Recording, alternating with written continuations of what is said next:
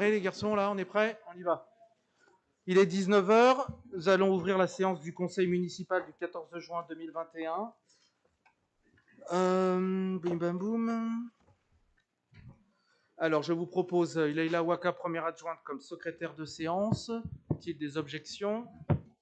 Non. Merci. Madame Waka, vous allez procéder à l'appel. Je vous donne mes feuilles.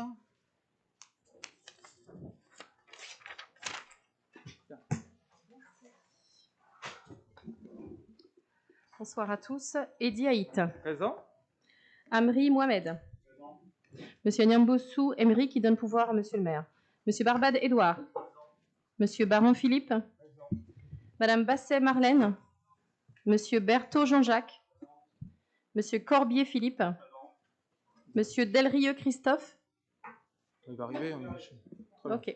Madame Durand de Jevinier Romane. Monsieur Effroy Anthony. Madame El Kamlichi Soukaina.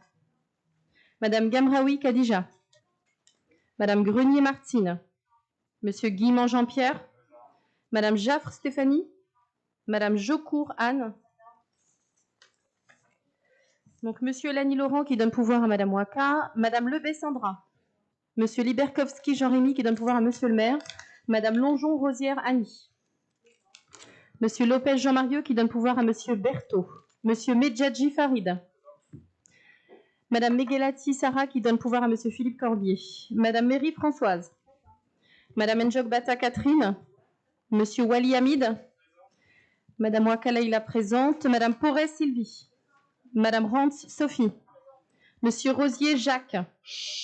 Monsieur Schwendemann Kevin. Monsieur Voignier Jérémy. Merci. Merci. Encore en mettant à temps, la séance est déclarée ouverte. Donc, merci.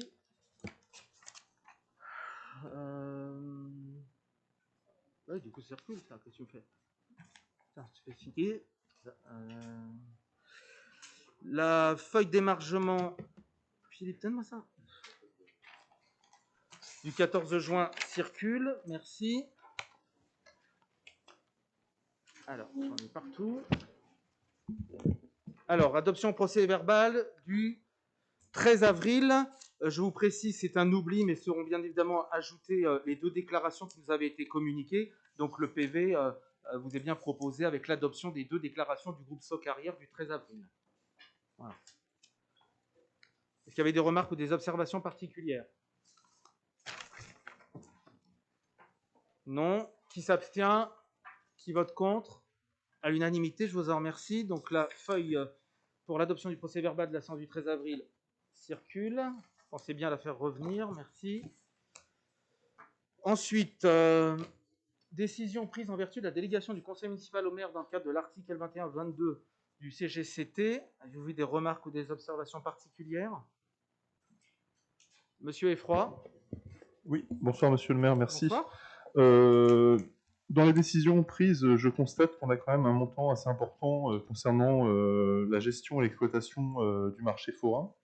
Je vois qu'on est à 101 480 €, ce qui représente à peu près 2 000 € par session de marché. Donc on voit bien que c'est un équipement qui est attendu des habitants. Donc il connaît d'ailleurs un certain succès, en tout cas sur ces dernières... Même un succès certain. C'est un succès certain, très bien. Néanmoins, voilà, la somme nous paraît pas négligeable, donc il faudra vraiment porter une attention toute particulière pour que les prestations qui sont convenues, qui à mon avis sont quand même assez complètes à ce prix-là, soient vraiment bien assurées par l'entreprise qui en a la charge. Ça, c'est le premier point, monsieur le maire. Je réponds juste là-dessus. Donc c'était une consultation, hein, donc on est sur le prix dans les clous de ce qui était du ressort du possible.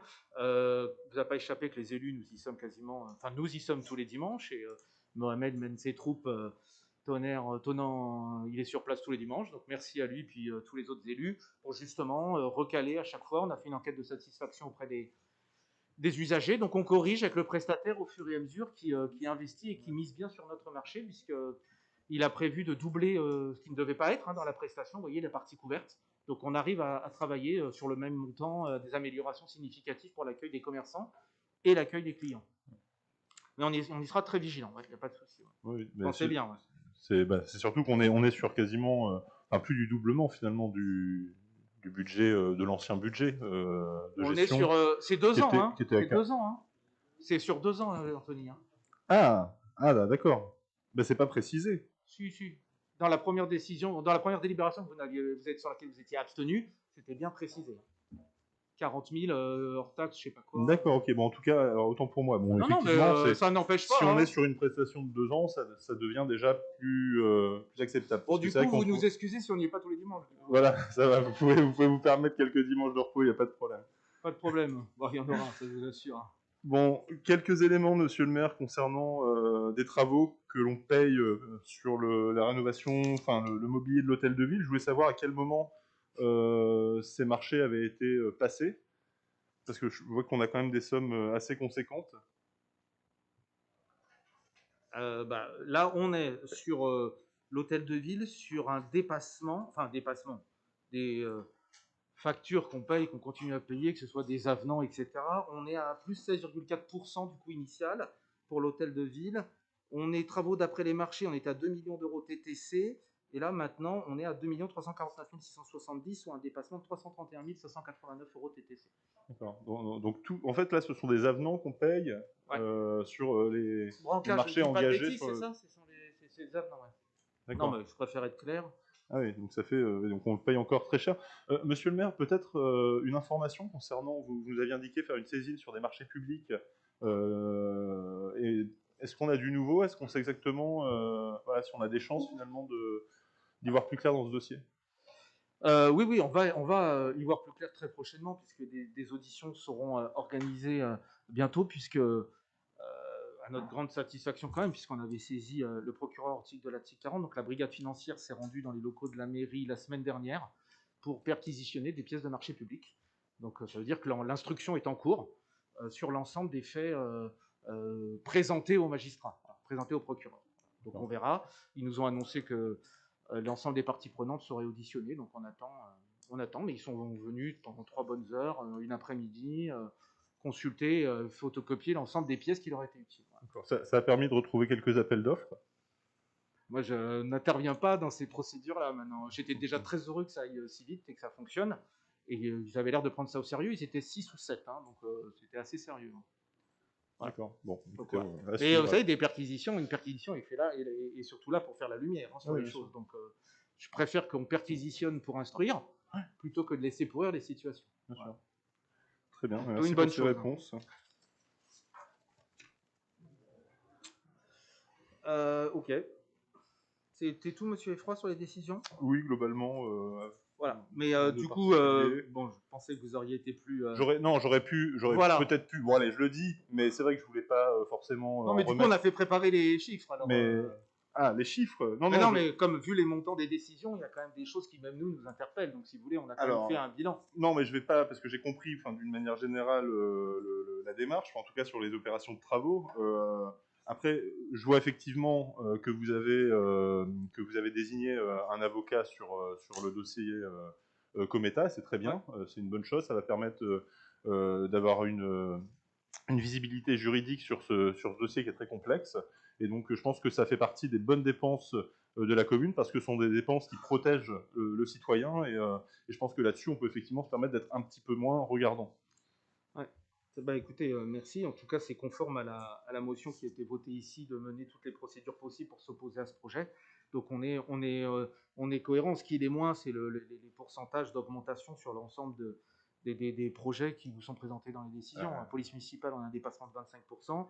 La maison des associations, un dépassement de 9%. Donc on est en gros à près de 900 000 euros de dépassement par rapport au budget initial, ce qui nous pose des sujets de cadrage budgétaire et qui occupe bien Monsieur Baron dans le cadre de sa délégation. Voilà, et comme on en découvre tous les jours, sur des groupes scolaires aussi, on a des taux qui dépassent 14% du budget prévu, avec des avenants à 70 000 euros, des révisions de prix à 25 000, et j'en passais des meilleurs, et des histoires d'échafaudage aussi qui vont nous coûter cher.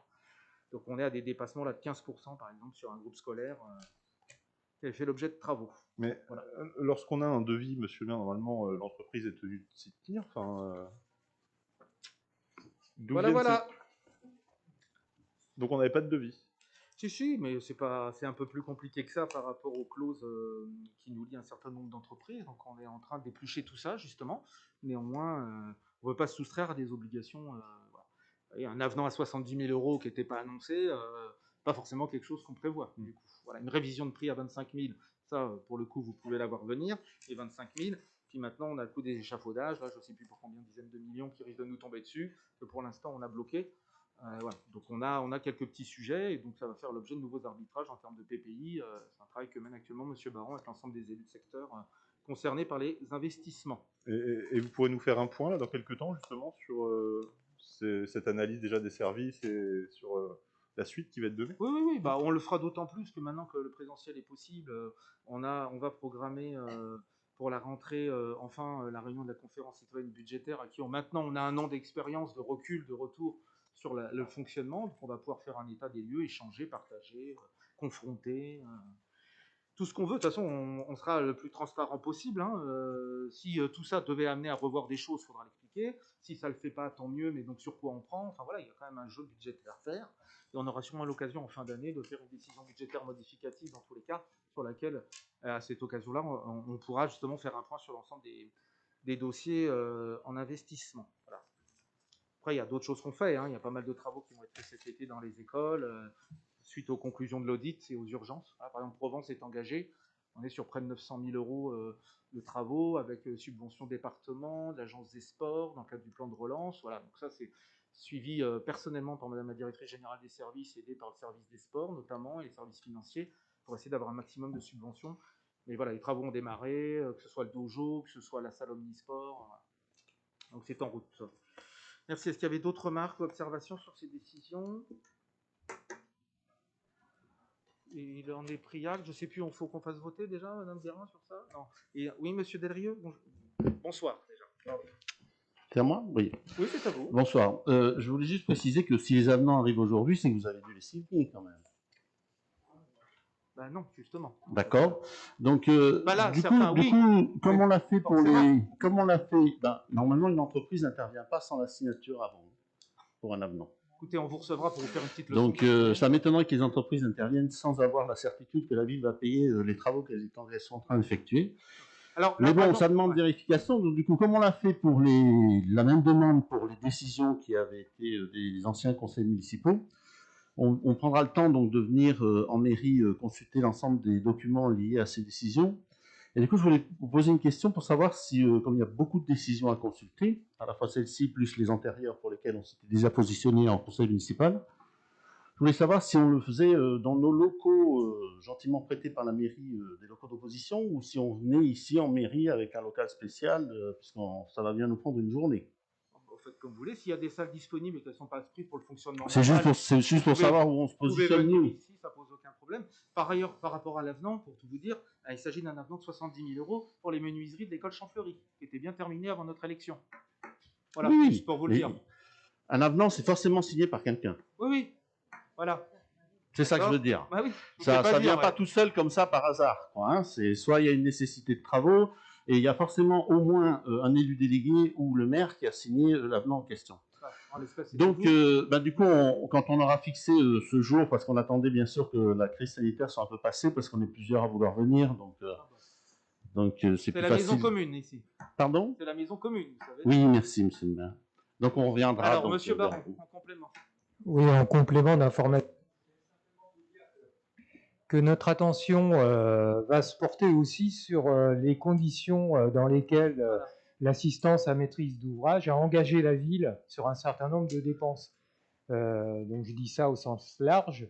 Le travail d'investigation qu'on est en train de réaliser là-dessus n'est pas terminé, mais croyez bien qu'on vous rendra compte de ce que nous aurons trouvé. Et des conditions dans lesquelles des travaux qui sont facturés aujourd'hui ont été engagés bien avant qu'on arrive. Groupe scolaire Champfleury, 90 000 euros en plus. Voilà. Donc merci. Donc on a pris note de la réserve du groupe Saucarrière. Pas d'autres réserves du côté du groupe de Monsieur Freud, Madame Gamraoui? Non. Merci. Donc il est pris acte des décisions. Délibération suivante porte sur un vœu relatif à l'interdiction des corridas. Il aura échappé à personne qu'il n'y a pas de corrida à Carrière-sous-Poissy, évidemment, mais que nous sommes conformes à nos engagements et à la signature de la charte L214. Et donc, dans les objectifs de cette charte figure notamment le fait de positionner le conseil municipal, à l'instar de plusieurs dizaines d'autres villes en France, contre les corridas. Voilà, ça fait partie de notre engagement pour faire de Carrière une ville amie des animaux, attachée au bien-être animal et à la lutte contre les violences à l'encontre des animaux. Vous avez des remarques ou des observations particulières? Monsieur Delrieux. Sans remettre en question le bien-être animal, je m'interrogeais sur la légalité d'une telle délibération, parce que vous avez répondu à ma question que je voulais poser, c'était combien de corridas avions-nous à Carrière-sous-Poissy? Que normalement, un conseil municipal ne peut émettre des vœux que sur les sujets d'intérêt local.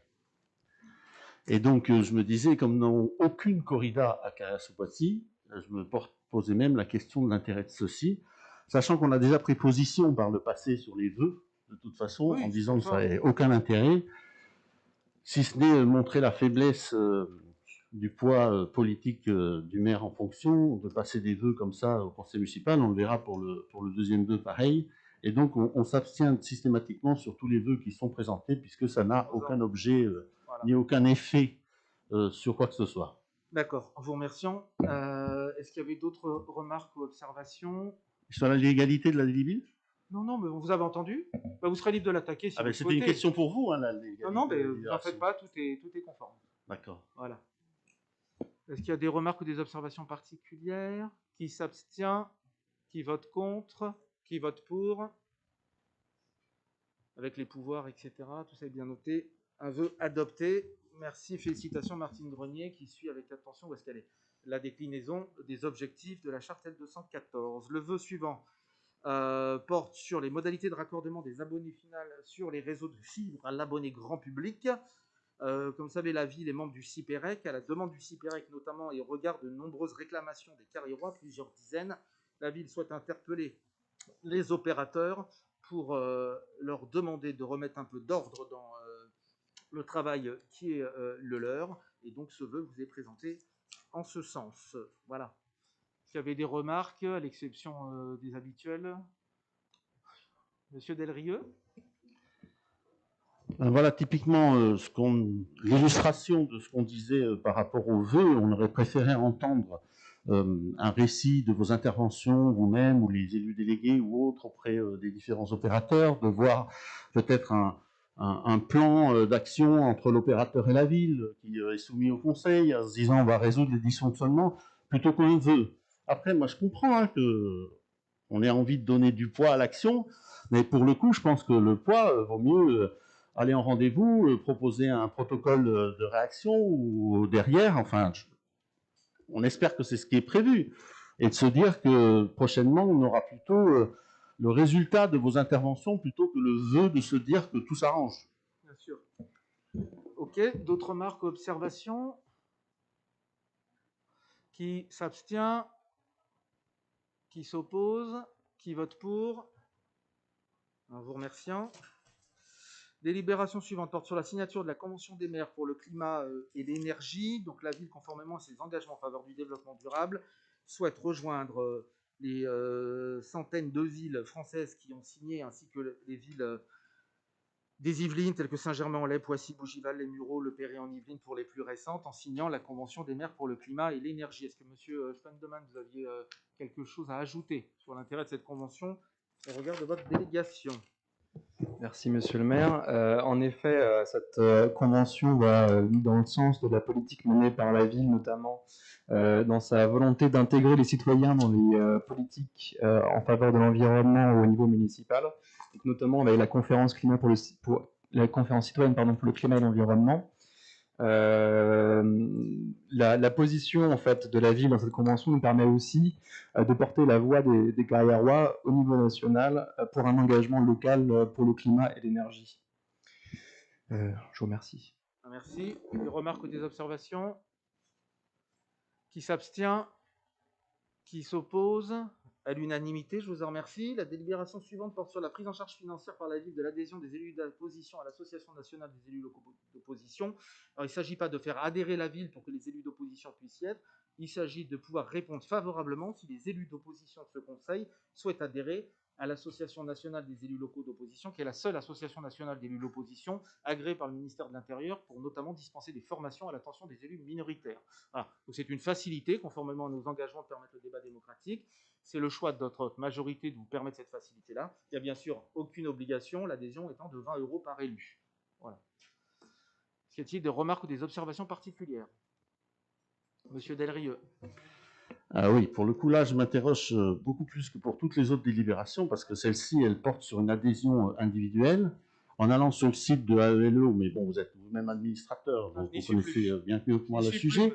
En tout cas, il n'y a pas de... Hein, je n'y suis plus. Ah, il y a toujours votre photo sur le site Internet.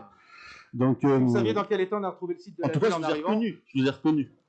Donc, comme vous étiez alors administrateur de AELO, vous connaissez quand même mieux le sujet que moi de fonctionnement de cette association. Dans cette association, si j'ai bien compris, il n'y a pas d'adhésion de groupe qui est prévue, ni d'adhésion de collectivité, ni quoi que ce soit. Ça peut exister d'ailleurs sur certains objets. Autant moi je comprends l'adhésion à l'association des maires de France, parce qu'on parle de la fonction et pas de la personne. Et donc, par contre, là, il s'agit d'une adhésion individuelle. En plus, le montant de 20 € par personne, je pense que chacun peut se le payer largement.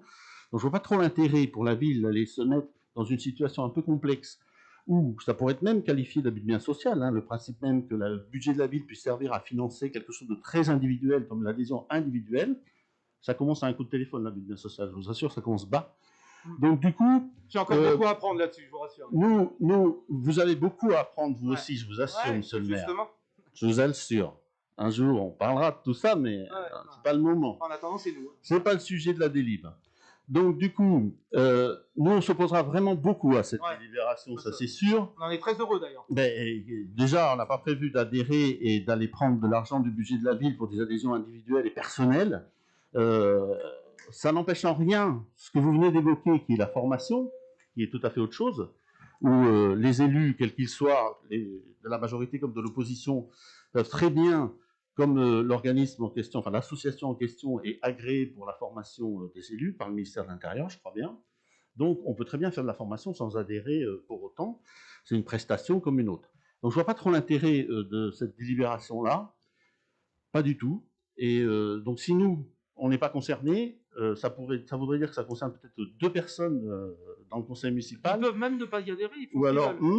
Ils peuvent même ne pas y adhérer, ils font ce qu'ils veulent. Oui, en plus. Nous, on est conforme à nos engagements, en fait. Voilà. Donc je vois pas bien l'intérêt, surtout que ça n'émane pas d'une demande de notre groupe. Donc je voulais savoir si ça émanait de quelques groupes d'ici dans ce conseil, ou de quelques élus de ce conseil qui souhaitaient ça, ou c'est une initiative qui est propre à vous-même? Alors j'ai dû dire 3 fois, conformément à nos engagements de faciliter le débat démocratique et de former les élus d'opposition. Oui, mais vous pouvez avoir des engagements avec les autres. On sait que vous en avez tellement, donc du coup, ça pourrait être un des engagements en question. On est content de vous retrouver, en tout cas. On est content de vous revoir. J'étais toujours là au conseil. On est content de vous revoir, parce que manifestement, vous manquez un petit peu d'informations sur ce qui se passe dans la ville depuis quelques semaines. Je suis toujours là dans la ville. Voilà. Je rappelle que, contrairement à beaucoup, ici, je travaille et je vis dans la ville à 24 heures sur 24, quasiment. Donc je vous assure que je vois quand les travaux sont pas, quand c'est pas bien entretenu, quand vous faites des bêtises, comme enlever l'électricité à la place Syntex, tout ça. J'ai remarqué que vous aviez quand même décidé d'ouvrir les parasols. Donc du coup, oui, vous aviez enlevé toutes les bornes électriques. Forcément, ça va sur le marché. Voilà. Non, c'est pas lié au marché, c'est lié à l'événementiel, c'est lié à tout ce qui peut se passer sur la chose. Mais bon, encore faut-il avoir une présence d'esprit. Ça, c'est ce qui fait défaut. Donc bon, on s'opposera forcément à cette délibération ce soir, mais je pense qu'on l'attaquera même de toute façon. Alors, on a ouvert les parasols pour faire des îlots de fraîcheur et je vous invite à vous mettre dessous, justement, parce que manifestement, vous avez pris un coup de chaud. En fait, on aurait pu les ouvrir beaucoup plus tôt. C'est nécessaire, il n'y a pas de vérification. Voilà. Mais remettre les chaises, les tables et les fleurs qu'il y avait. On fait à la demande des commerçants et ils ne le demandent pas. Donc, comme on dit, ça c'était avant, quoi. Les chaises et les tables, vous savez qu'elles étaient en location et elles nous ont coûté horriblement plus cher que le marché sur 2 ans. Non, il était prévu de les acheter. Non. Ah bah si. Le coût de la location vaut les 2 ans de marché. S'il y en a un qui connaît le sujet, quand même, ça doit être moi, non? Oui, et puis le juge aussi. Monsieur Effroy, peut-être, ou Madame Gamraoui? Oui, monsieur le maire, je voudrais intervenir sur ce sujet. Alors déjà, je vais mettre à l'aise monsieur Delrieux, la demande n'émane pas de notre groupe. D'ailleurs, j'ai même fait savoir à monsieur le maire que nous ne souhaitions pas, enfin en tout cas pour ma part, je ne souhaitais pas y adhérer. Juste rappeler tout de même que cette association est la seule qui est agréée aujourd'hui pour les élus d'opposition par le ministère de l'Intérieur. Vous disiez, monsieur Delrieux, que vous trouviez normal finalement qu'on puisse adhérer à l'Association des maires de France, très bien, parce que c'est la fonction qui est représentée. Et bien là, on parle de la fonction de l'élu d'opposition. Donc c'est... Mais effectivement, bien sûr que c'est mais évidemment que c'est une autre conception de la démocratie locale. Pas du tout. Élu d'opposition n'a jamais été une fonction. Hein. Ah ben écoutez, ça c'est sûr. Mais s'il vous plaît, merci. Monsieur Effroy, vous terminez votre intervention? Oui, et puis donc je terminerai juste en rebondissant sur ce qu'a dit monsieur Delrieux également concernant la formation des élus. C'est effectivement un droit dont on a été privé d'ailleurs sur le mandat précédent, puisque sur l'ensemble des exercices, la ligne budgétaire était avec aucun crédit. Voilà, donc c'est assez facile aujourd'hui de venir donner des leçons comme ça sur ce type de sujet quand on a été loin d'être exemplaire au moment où on était en responsabilité. Voilà, je vous en remercie. Donc, qui s'abstient? Je voudrais répondre à M. Effroy, parce que c'est un peu facile. Le débat est clos. Merci. Qui s'abstient? Toujours du mal à avoir la vérité. Qui vote contre? Qui vote pour? Elle est adoptée. Monsieur, on vous en remercie. Le groupe a bénéficié de la force. La délibération suivante donc porte sur l'approbation du rapport. Monsieur Delrieux, s'il vous plaît, vous n'avez pas la parole. Respectez l'ancienne fonction que vous avez occupée. Respectez l'ancienne fonction que vous avez occupée, s'il vous plaît. Alors, délibération suivante porte sur l'approbation du rapport d'activité 2019 du syndicat intercommunal d'enfouissement des réseaux téléphoniques et d'électricité de la région Conflans-Cergy. Avez-vous des remarques ou des observations particulières? Voilà. Oui, monsieur le maire, s'il vous plaît. Monsieur Effroy. Alors, j'ai brièvement regardé un petit peu ce rapport. Je constate quand même qu'on est pas très bien loti, on va dire, sur la rénovation de nos espaces publics et de l'enfouissement des réseaux. Je sais que sur le mandat précédent, malheureusement, il n'y avait pas un très grand investissement des élus, puisque malheureusement, ils ne siégeaient jamais, ils ne se rendaient jamais aux commissions. Et donc j'espère que ce n'est pas le cas aujourd'hui avec les élus, et je pense que ce n'est pas le cas en tout cas avec les élus qui siègent au CIRTEC. Et j'aimerais bien, monsieur le maire, qu'on nous fasse quand même, sur la présence à ces commissions, quelquefois des comptes rendus, qu'on sache quand même si on est véritablement représenté au sein des syndicats. D'accord, monsieur Baron, pour vous répondre. Alors, je vous réponds. J'ai siégé à la seule réunion du CIRTEC qui a eu lieu en début d'année. C'était l'approbation des comptes, etc. Ce que je peux vous dire sur le fonctionnement du CIRTEC, quand même, c'est que le CIRTEC a vocation à être repris, on va dire, dans le cadre des compétences de la communauté urbaine. Et d'ores et déjà, tous les travaux qui sont envisagés dans le cadre des enfouissements doivent être coordonnés avec des travaux de voirie. En fait, l'idée, c'est que quand on ouvre une route, aujourd'hui, on essaie d'en profiter pour enfouir les réseaux plutôt que d'enfouir en janvier et de réouvrir en mai pour autre chose. Voilà. Ce que je peux vous dire, c'est que c'est un syndicat dont l'activité se termine et il faudra surtout veiller à ce que cette question des enfouissements soit traitée par la communauté urbaine une fois qu'elle aura repris l'ensemble des syndicats dans ses prérogatives. Alors, nous venons d'être saisis par courrier, je crois, il y a quelques jours, oui. C'est pas une semaine, pour justement faire nos préconisations pour les faire remonter à la CU. Donc, c'est un dossier qui est suivi par les services techniques et M. Baron, notamment pour l'intermédiaire de la communauté urbaine, puisqu'il siège à la Clecte Voirie. Vous allez avoir le plaisir de l'entendre tout à l'heure pour plusieurs délibérations. Voilà. Est-ce qu'il y avait des remarques là-dessus? Je note, fait noter, M. Effroy. De la même façon, on s'est engagé à vous rendre compte des participations, que ce soit l'adhésion à la MIF, à la PVF, à la AMF et tout ça. On est en train de voir comment on peut l'organiser. Voilà, en sachant que pour la MIF, les groupes sont ouverts à tous les élus, donc il n'y a pas de difficulté particulière. Et que le présentiel a permis d'augmenter considérablement les participations des élus locaux d'Île-de-France. Voilà. Pour la AMF, c'est un peu plus compliqué. Puisque même là, on était adhérents, on n'avait pas les codes, enfin, c'était toute une histoire. Bon, bref. Voilà. Du coup, est-ce qu'il y avait des remarques particulières sur ce rapport d'activité 2019 du CIRTEC? Monsieur Delrieux.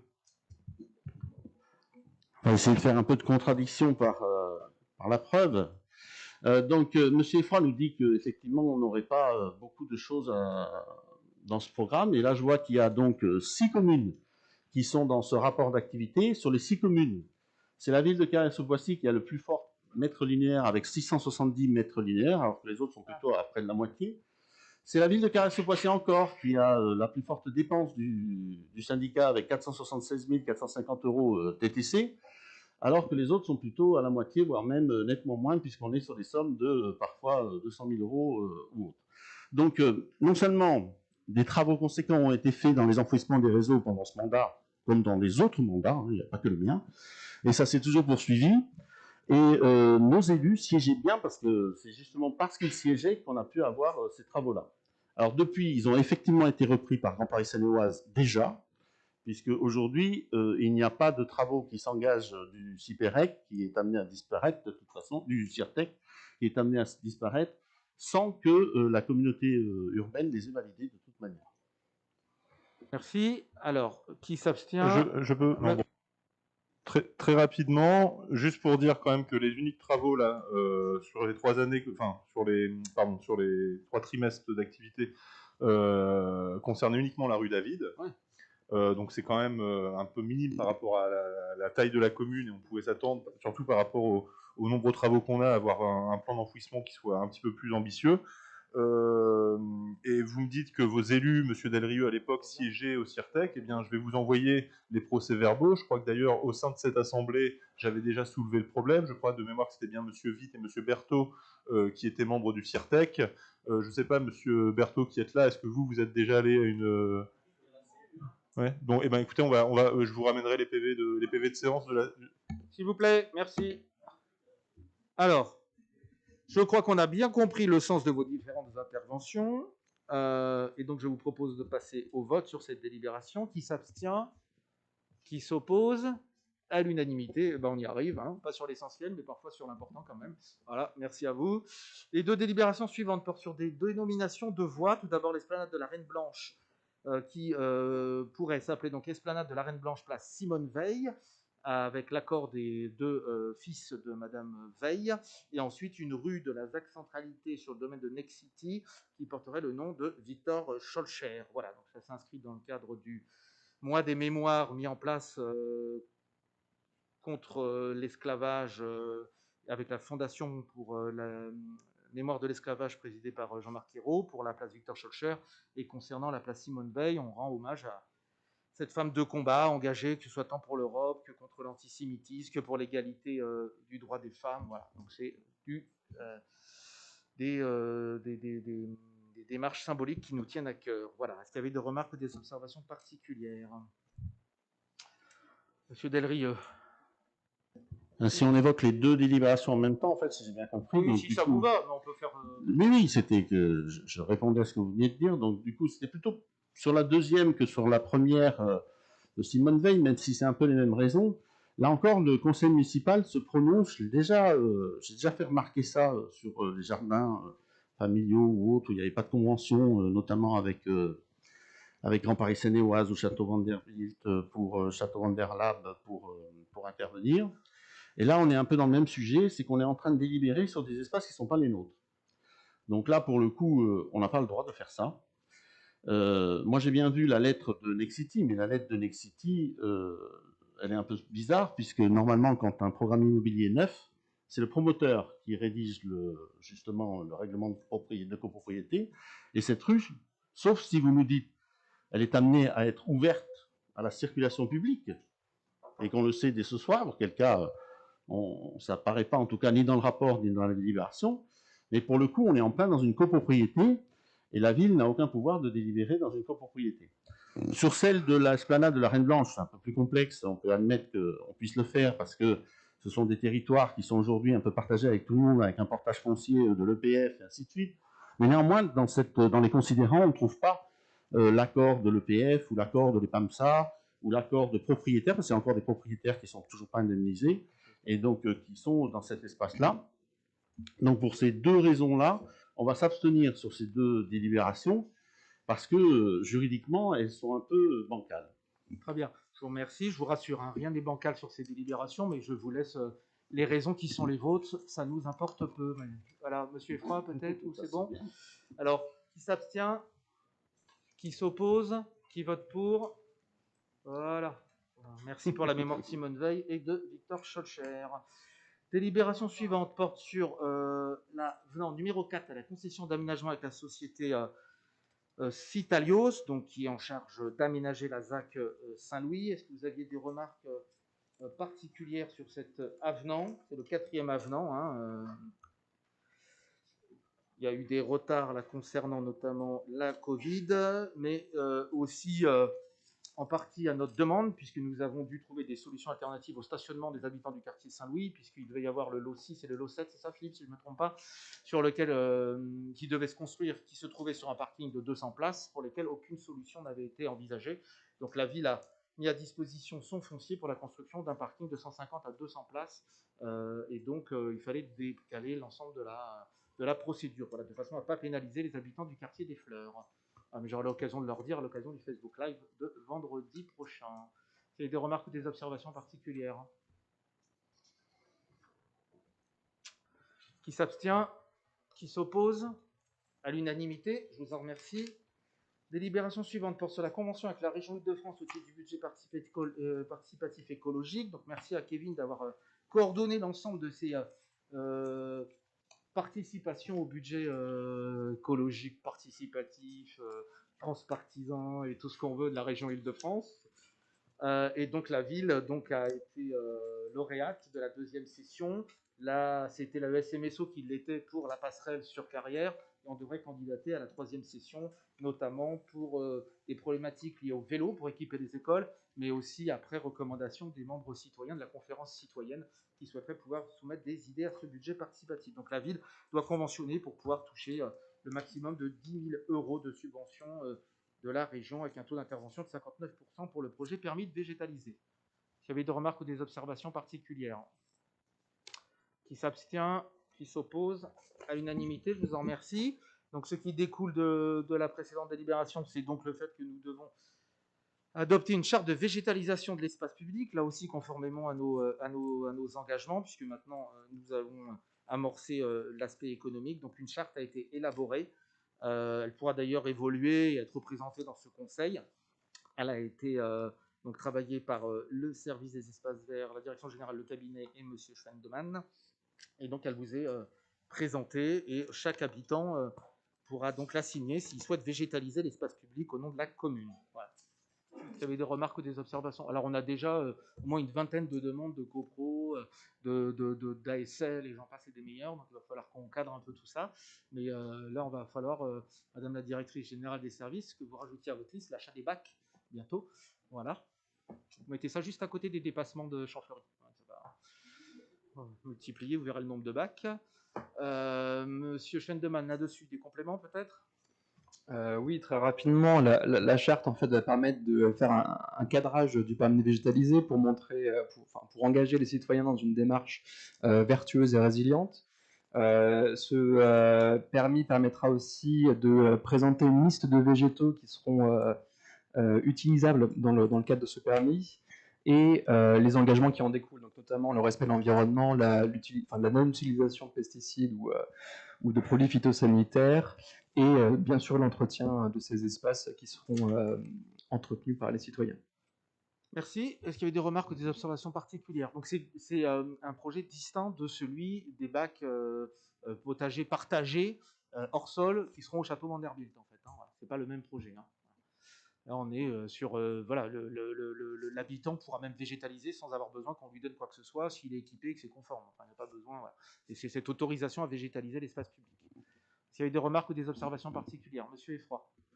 Oui, monsieur le maire, juste je fais un petit parallèle, puisque là on parle de plantes, du coup, il se trouve que sur notre commune, on a pas mal de variétés de plantes protégées, on le sait d'ailleurs pas forcément. Je sais que dans votre programme, vous aviez prévu de mettre en place une brigade un peu de l'environnement, et je me demandais, puisque je sais bien qu'on a des contraintes financières qui ne permettent pas forcément de tout mettre en œuvre, néanmoins on a quand même aujourd'hui des agents de police municipaux, qui sont en capacité à dresser des constats, et je me demandais s'il serait possible d'envisager que sur certains endroits présentant une sensibilité très particulière et sur le territoire de la commune, on pourrait envisager que des constats soient réalisés par nos policiers municipaux pour attester de la présence d'espèces protégées. Oui, très bien, ben on va le noter, voir avec Romain Rousseau comment ça peut s'organiser, qui est notre chef de police, que je ne vois pas. Il n'est pas là, Romain? Je ne le vois pas, ouais. Ok, qu'est-ce que je veux dire? Oui, alors sur la brigade environnementale, donc l'idée elle est évidemment toujours présente. On a commencé déjà par renforcer les contrôles sur tout ce qui était lutte contre les déchets sauvages sur l'espace public. En lien avec la police nationale maintenant, donc on va passer du délictuel au contraventionnel, ce qui fait que maintenant on va pouvoir verbaliser sans flagrant délit tous ceux qui mettront leur carton dehors, nom, prénom, etc. Donc on va pouvoir commencer à le faire, la police là-dessus a les modèles de procédure très précis.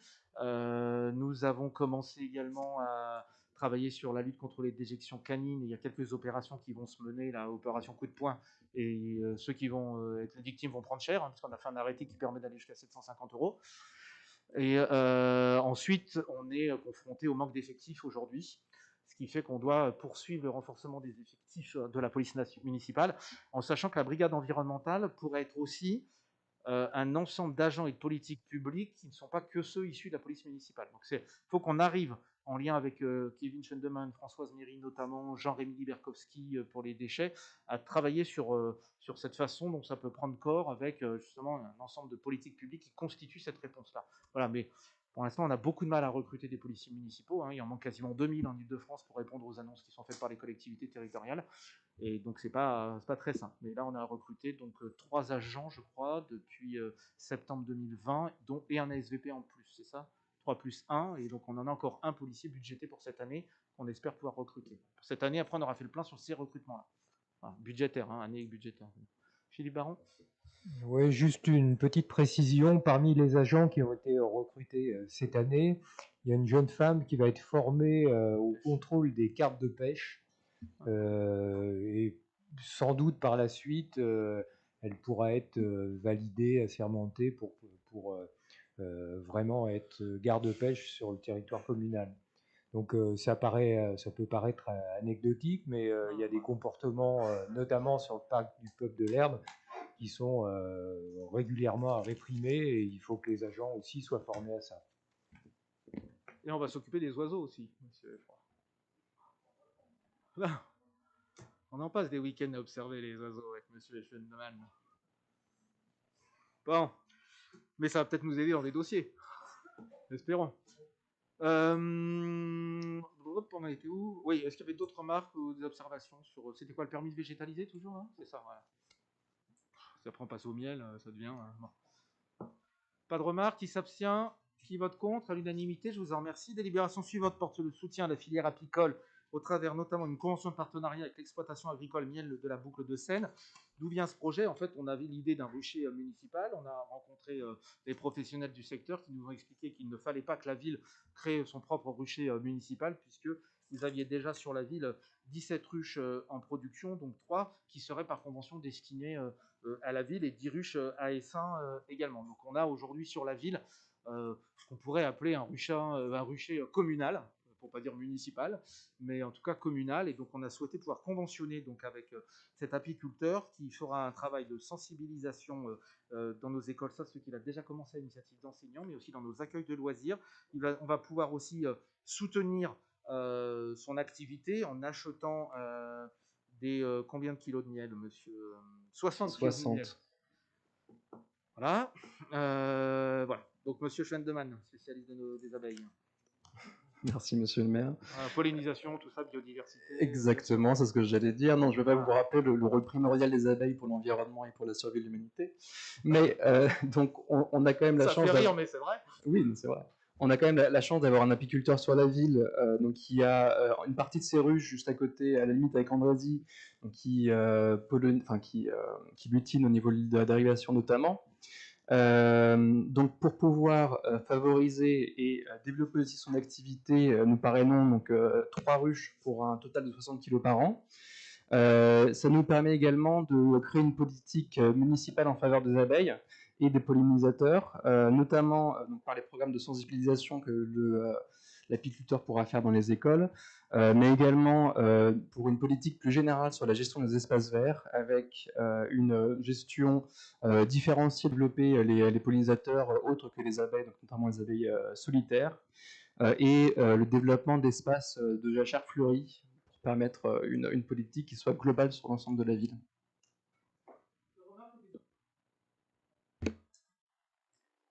Pas de remarques, qui s'abstient, qui vote contre, à l'unanimité, je vous en remercie. Les deux délibérations suivantes vous seront donc présentées par M. Baron pour l'approbation de la fixation de la composante de neutralisation fiscale des attributions de compensation à compter de 2017 et ensuite pour l'attribution de compensation provisoire numéro 1, exercice 2021. M. Baron, faites un peu aussi de pédagogie, puisque c'est un sujet important. Pour la délibération 58, l'approbation de la fixation de la composante de neutralisation fiscale des attributions de compensation à compter de 2017. Donc c'est un peu long comme titre.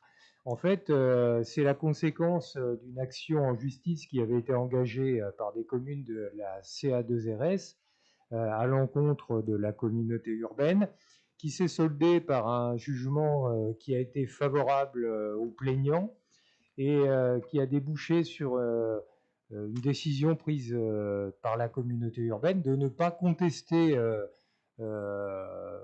la décision qui avait été prise en première instance, et celle-ci a décidé de l'appliquer telle qu'elle a été, comment dirais-je, entérinée par le juge.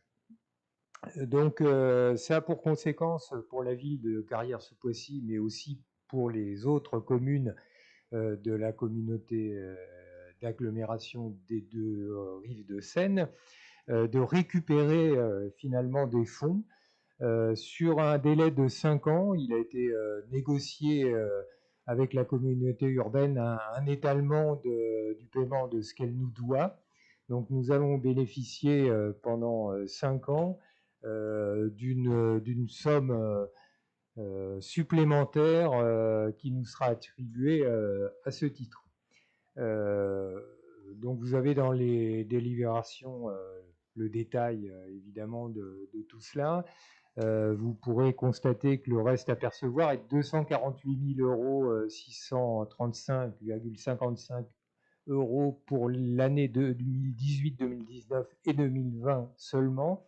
Pour l'année 2017, les plaignants, après négociation avec la communauté urbaine, ont accepté de ne pas demander les 200, peut-être un peu moins, les 200 et quelques mille euros qu'elles auraient pu percevoir.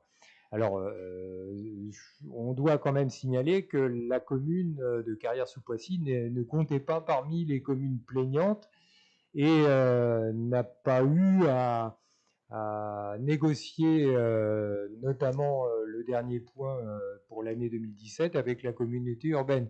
Seules les communes plaignantes, évidemment, ont opéré cette négociation. Néanmoins, le bénéfice est aussi significatif pour la commune, puisque au même titre que toutes les communes de la CA2RS, nous allons récupérer un petit peu d'argent. Alors ça va être tout à fait transitoire, puisqu'on aura, lors du prochain conseil municipal, à vous annoncer plutôt une mauvaise nouvelle concernant les attributions de compensation. On va l'évoquer dans la délibération qui va suivre, mais on va survoler le sujet, puisque nous allons développer tout ça au prochain conseil municipal qui est fixé au 12 juillet, si je ne m'abuse. Sous réserve, voilà. Néanmoins, pendant 5 ans, même si nous aurons à payer un petit peu plus d'attribution de compensation au titre des compétences qui n'avaient pas été évaluées et qu'ils seront désormais à compter de 2022, avec un effet rétroactif possible d'ailleurs, sur les années précédentes, nous aurons une charge qui sera un petit peu allégée grâce à ce mécanisme qui nous permet de récupérer un petit peu d'argent cette fois-ci. Voilà. Mais on peut remercier effectivement les communes qui ont fait valoir leurs droits, qui ont fait valoir les droits des Carriérois par la même occasion, alors que notre prédécesseur, la précédente majorité, avait jugé utile de ne pas contester la décision qui avait été prise par la CU. Ça tourne plutôt à notre avantage, on ne va pas s'en plaindre. Monsieur le maire. Des remarques ou des observations particulières? Non. Qui s'abstient? Levez la main alors, parce qu'on n'est pas à l'école, donc levez la main. Alors, monsieur Delrieux. Comme on met en cause directement, donc du coup, non, mais répondez. Je pense que je dois répondre. Contrairement à ce que dit M. Baron, c'est justement les communes qui ont attaqué qui n'ont pas respecté l'accord qu'il y avait entre tous. C'est que quand on transfère des dépenses à une communauté urbaine, on transfère aussi les recettes. Et ces communes-là ont donc décidé d'utiliser une petite faille qu'il y avait dans tout le dispositif assez complexe qui avait été créé, puisqu'il s'agissait de ne pas augmenter les impôts des Carriéroises et des Carriérois et de l'ensemble des habitants de la communauté urbaine Grand Paris Seine-et-Oise, alors que nous avions 73 communes avec des fiscalités forcément différentes. Et donc, en utilisant cette petite faille qui était la variation de plus ou moins 15% dans la technicité des AC, eh bien, elles ont obtenu du tribunal, qui forcément est juste, il fait respecter la loi à la virgule près, ont obtenu ceci. Mais qu'est-ce que ça fait, ceci, en fait? Ceci, ça fait qu'aujourd'hui, toutes les communes de l'ex-CA2RS, puisque c'est celles qui sont concernées, sont en train de transférer beaucoup plus de dépenses que de recettes. En clair, elles ne jouent pas la solidarité fondamentale qu'il y a dans la construction d'une communauté urbaine. Et ça, par contre, toutes les autres communes, elles l'ont bien compris. Et donc après, quand il s'agit aussi de voter des projets ici ou là, eh bien forcément, si vous n'envoyez pas toutes les recettes nécessaires pour générer le paiement des dépenses que vous allez vous-même transférer, eh bien on vous rappelle que dans les projets, dans les choix, les autres communes vous rappellent qu'effectivement, il manque un peu de recettes de votre part. Et donc l'esprit de solidarité qui vivait dans la construction de la communauté urbaine a été complètement fracassé par cette procédure. Aujourd'hui, tout ça, c'est du passé, puisque, enfin, un accord a été trouvé avec tout le monde pour qu'on revienne à de la sérénité, et néanmoins, ça donnera comme sujet secondaire celui qui vient d'être expliqué, c'est que du coup, toutes les AC vont être révisées, et là, la facture va être beaucoup plus lourde. Et beaucoup plus lourde pour qui? Ben justement, pour les communes qui ont contesté tout ça. En clair, pendant 3 ans, ils auront réussi à récupérer quelque chose, et pendant une éternité, ils auront réussi à faire facturer beaucoup plus. Comme quoi, Monsieur Baron, en fait, c'est beaucoup plus agréable. Vous, allez-y. Oui, je vais vous répondre simplement en vous disant que le fait de respecter la loi s'impose à tous. C'est pas une petite faille, c'est un élément extrêmement important. Vous évoquez la solidarité. La solidarité, elle s'exprime déjà dans les AC telles qu'elles ont été calculées de manière provisoire. Parce que si on revient un petit peu sur cette histoire de CLECT, il faut savoir que la CLECT, c'est l'instance qui détermine en fait la contribution de chaque commune au titre des compétences transférées.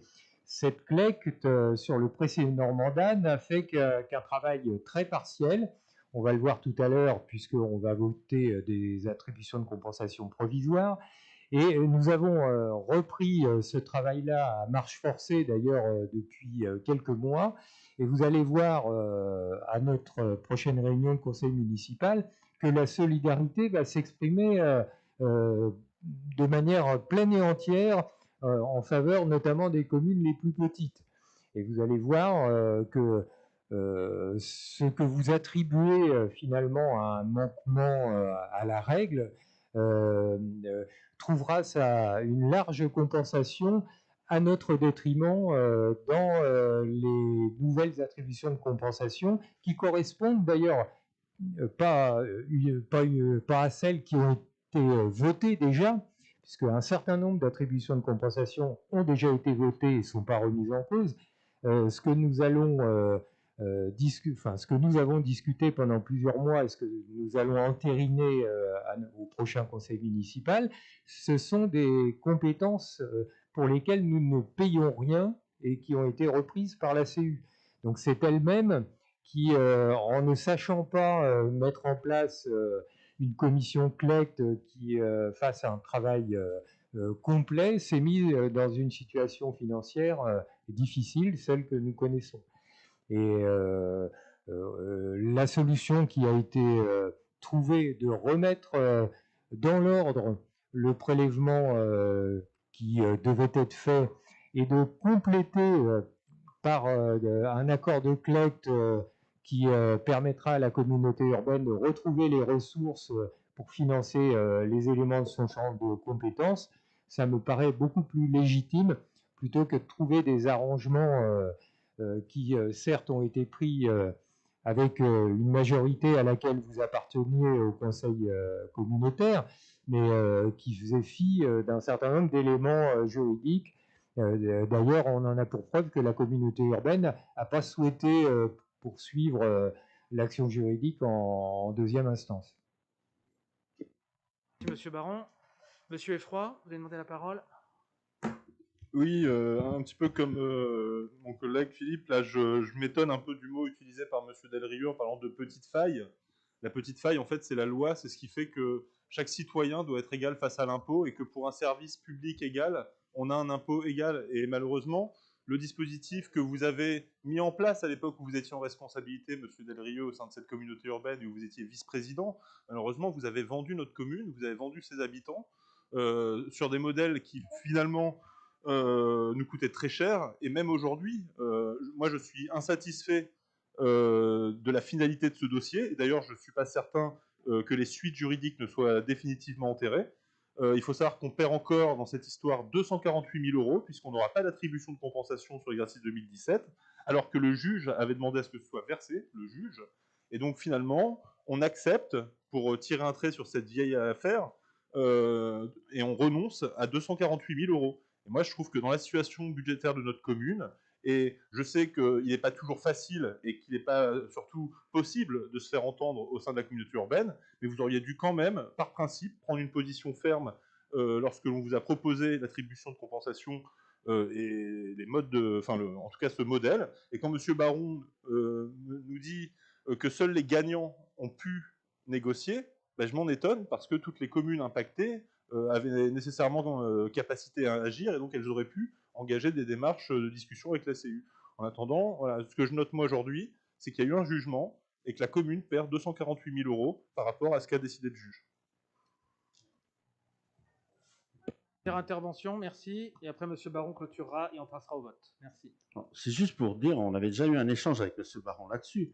Les 248 000, peu importe le montant, ce n'est pas de l'argent que la CU doit à la ville, et c'est ça vraiment qui est fondamental. C'est la ville qui doit cet argent-là à la CU, par le transfert des dépenses et des charges à l'instant T où il y a eu la création de la CU. Après, il y a cette histoire de plus ou moins 15% qui, effectivement, a joué en la faveur de ceux qui réclamaient, mais quand on vous rend l'argent, là, c'est de l'argent que vous volez, ni plus ni moins. Oui, oh là là. C'est vous allez transférer des dépenses, mais vous n'allez pas transférer les recettes en face, c'est tout. Bon. Allez, merci, ça va. On dira ça à M. Cognier qui est à l'origine de ce protocole. Monsieur Baron, un ajout particulier ou c'est bon parce qu'il y a encore un autre dossier? Oui, juste pour dire que votre remarque tombe complètement à plat puisque de toute façon la communauté urbaine, comme vient de le dire Monsieur le maire, a entériné cette décision et en plus faut être clair. On ne va pas réexpliquer le mécanisme des attributions de compensation, mais ça correspond bel et bien à de l'argent qui était pris de manière indue aux Carriérois et qui leur est rendu... On a entendu tous les avis. On a entendu tous les avis, le débat était divers. Allez, qui s'oppose? Qui s'abstient? Qui vote pour? Merci. Délibération suivante, la 59, attribution de compensation provisoire numéro 1, exercice 2021. Monsieur Baron, s'il vous plaît. Alors, j'ai commencé à vous en parler tout à l'heure. Tant que la CLECT n'a pas finalisé son rapport qui va pouvoir couvrir tous les champs de compétences de la communauté urbaine. Nous étions condamnés, et d'ailleurs un peu à cause aussi de la procédure qui avait été engagée par les 7 communes de la CA2RS, nous étions condamnés à ne recevoir pour la commune de Carrières-sous-Poissy, puisque nous sommes excédentaires sur ce principe de compensation, des attributions de compensation provisoires.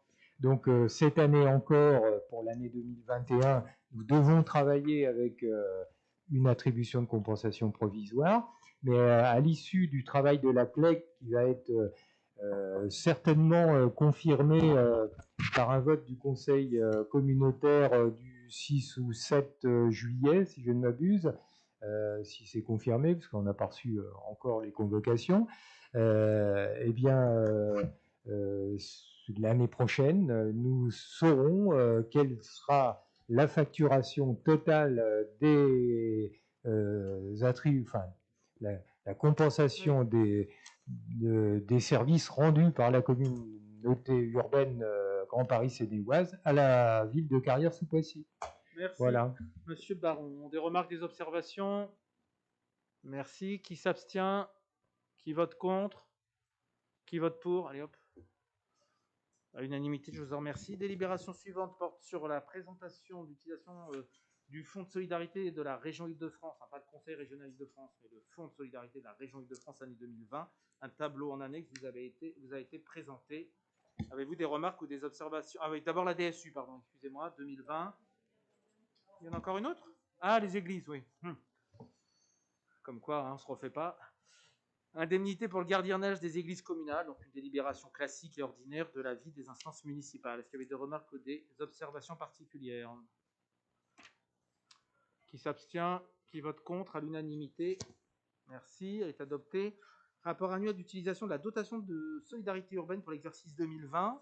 Vous avez en tableau en annexe qui vous précise les répartitions des 961 048 € qui avaient été attribués à la commune de Carrières-sous-Poissy, selon son potentiel financier, la proportion de ses logements sociaux, proportion de bénéficiaires des aides au logement et le revenu imposable moyen des habitants. Est-ce qu'il y avait des remarques ou des observations particulières?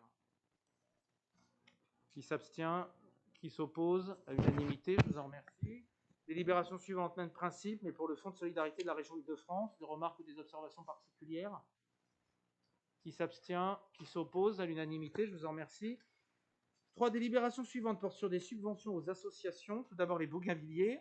Donc on les a reçus, un nouveau bureau, ils se sont reconstitués, nous ont présenté un plan d'action. Et donc il a proposé d'attribuer à cette association une subvention pour un montant global de 4 000 €. Je vous rappelle qu'ils n'étaient pas dans le précédent tableau, puisqu'il y avait eu des difficultés dans le bureau, et notamment avec la gestion des comptes de l'association. Il n'y a pas eu de malversation, mais il y avait des problèmes humains entre adhérents. Voilà, donc on a réglé tout ça. Je remercie la direction de la vie associative et Johan qui a géré ça personnellement. Et donc du coup, ça fonctionne. Et maintenant, on propose de leur attribuer une subvention de 4 000 €. Est-ce qu'il y avait des remarques ou des observations particulières? Quel même montant que l'année dernière. Voilà. Monsieur Delrieux. Juste une toute petite question, parce qu'on l'aurait posé en commission, mais bizarrement, pour ce conseil municipal, il n'y a eu aucune commission municipale d'organiser. Donc, pour celui qui se veut ouvert, discuter avec l'opposition, tout ça, enfin bref, discuter tous les sujets, on est bien loin. Et donc, du coup, je voulais savoir quels étaient les nouveaux dirigeants, tout simplement. Je voulais savoir quels étaient les nouveaux dirigeants, en fait. Tout simplement. Des membres qui étaient déjà dans le bureau et qui aujourd'hui sont restructurés. C'est un petit peu plus jeune. Ouais, c'est Gaspardo qui était secrétaire général qui est devenu président. Le trésorier est resté le même. Et ouais, c'est ça. Et c'est le vice-président, voilà. Et M. Abdoul a salué le renouvellement du bureau. Et on doit avoir un temps bientôt avec eux pour justement la remise des nouveaux t-shirts, je crois, etc. L'occasion de saluer l'histoire des Bougainvilliers aussi. Voilà. Pas d'autres remarques? Qui s'abstient? Qui vote pour? Qui vote contre? Pardon. Donc à l'unanimité, je vous en remercie. Délibération suivante porte sur une subvention de 1 000 € à l'association Les Tisseurs de Liens, qui vise en fait à constituer un petit peu des groupes mixtes de personnes sur l'information, amenés à faire des sorties, enfin voilà, ça participe au lien social, mais partie aussi de nos engagements d'accompagner la sortie du confinement avec des associations qui créent du lien, que ce soit par l'intermédiaire des réseaux sociaux, des sorties en groupe et en famille. Voilà. Donc il leur a été proposé une subvention de 1 000 €, ils ont été reçus et ont un programme d'action également intéressant pour l'année suivante à venir et seront présents au forum des associations. Voilà. Des remarques ou des observations particulières? Oui. Pareil, c'était des questions qu'on aurait posées en commission.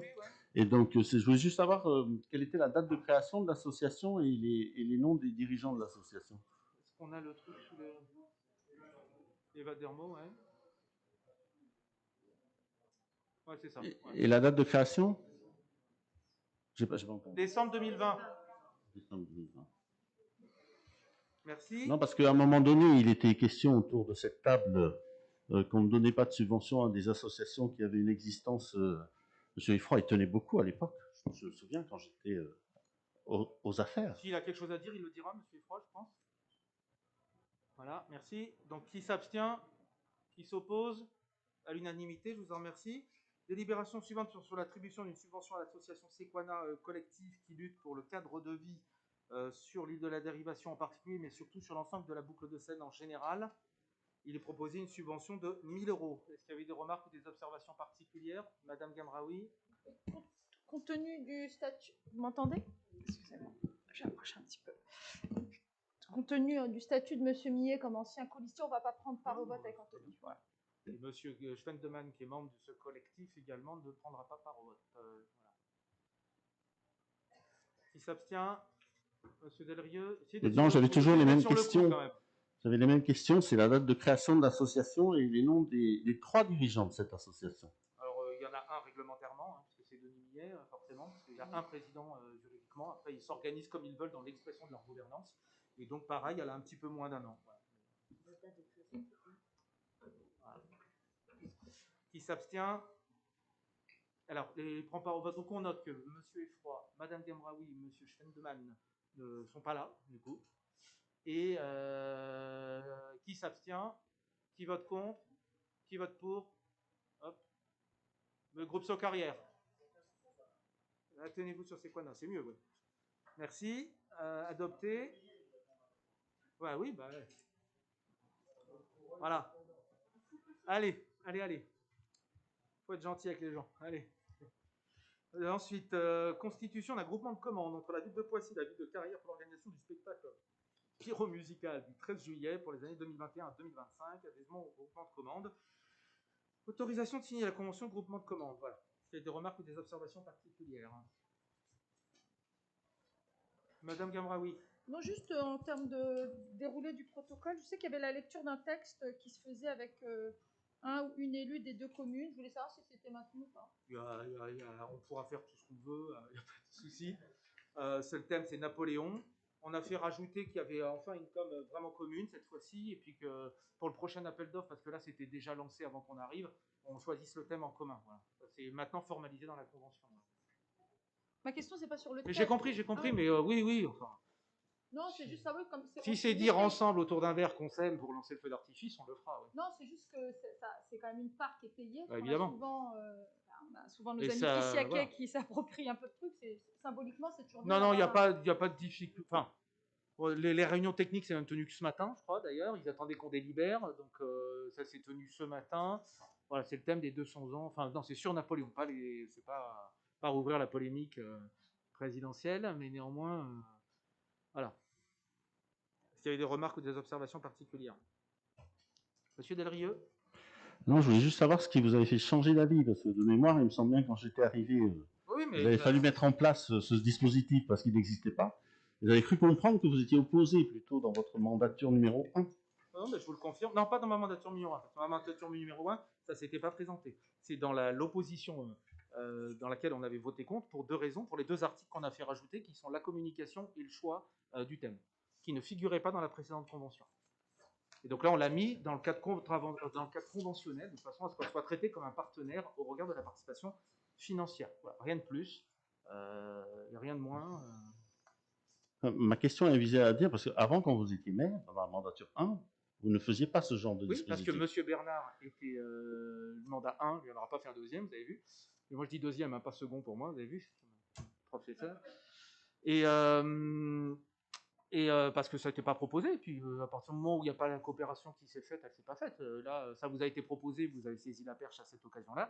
Nous, on s'est dit pourquoi pas, et à partir du moment où on est autour de la table, tant pas que pour le comité technique, parce que ça, heureusement, de toute façon, il n'y a rien que les coopérations de police, nous en avons l'obligation, puisque ce sont des voiries partagées, mais sur la communication et la participation au choix des thèmes, et puis il y avait l'envie d'avoir un groupement de commandes aussi pour pouvoir mettre les choses un peu dans les clous. Voilà, c'est tout.